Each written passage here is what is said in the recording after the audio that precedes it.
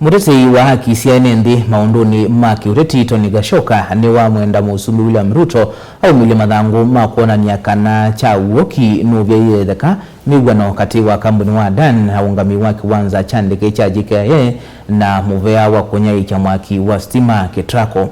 Enena musini wa Mombasa, Gachoka ni wathingilila kana Nuvetangie kuwani kotini ikonetie kilingi cha Adani nginya serikali iyete ukosi wa kuvyaiie itheka kwa miwano isu. Otondo mwandiki wetu Ajelina Mose ukueleza.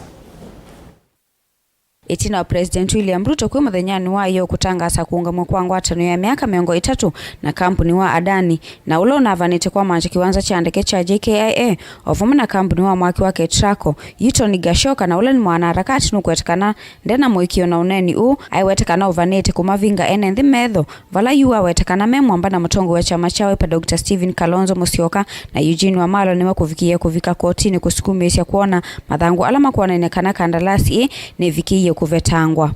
Now, on the 27th of November, this Wednesday, Honorable Kalonzo Musyoka, Eugene Wamalwa, and myself will proceed to Milimani High Court, where we shall be seeking a formal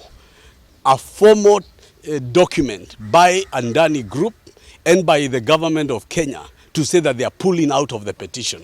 We are not going to take the word of William Ruto on anything. William Ruto promised this country he would reshuffle his cabinet and returned it. William Ruto promised this country no more taxes. In the finance bill of 2024, all the taxes are back through the back door. It is not enough for him to tell Tony Gachoka that I'm withdrawing the Adani matter of the Jomo Kenyatta. I will not withdraw the petition in the High Court without a formal notification that is legally binding upon the government of Kenya that secures the assets and the heritage of the Jomo Kenyatta International Airport. And I'm prepared to go up to the Supreme Court on this matter. Inginu kwetekana ikwani ila mathakisye kotini kuleana na kandalasi maivikie kuivya itheka nginya ila makuvikie kuona mathangu ala mailete wetekana maleni na kandalasi tene kwithwa ndiavikie kuatia miyo ila yailite. It is total nonsense for President Ruto to purport to say that he has withdrawn this matter because of new evidence that he has got from the district court in New York. We told him in court, we told him in public that Adani was a man of unscrupulous character and a man of devious character. And he went into this knowingly.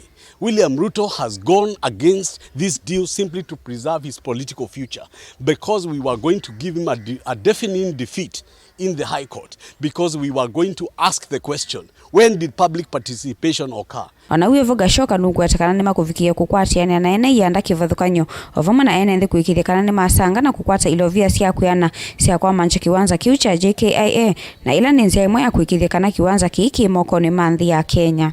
So I have consulted with all the people and the stakeholders in this matter, and very soon we'll be announcing a national initiative to create a infrastructure bond that will be funded by the Kenyan people and friends of Kenya abroad to be able to raise money ourselves to be able to fund the Jomo Kenyatta International Airport. We are going to raise this money. We did it to do the Kenya Commercial Bank, we did it with Kengen, we did it with Safaricom, and we are going to do it with the Jomo Kenyatta International Airport. All we need is a genuine investor, a major international player like Delta Airlines of the US and others. We can be able to put together as Kenyans a bid that is people owned and people driven to be able to save the Jomo Kenyatta International Airport. We cannot allow to mortgage our history and our future.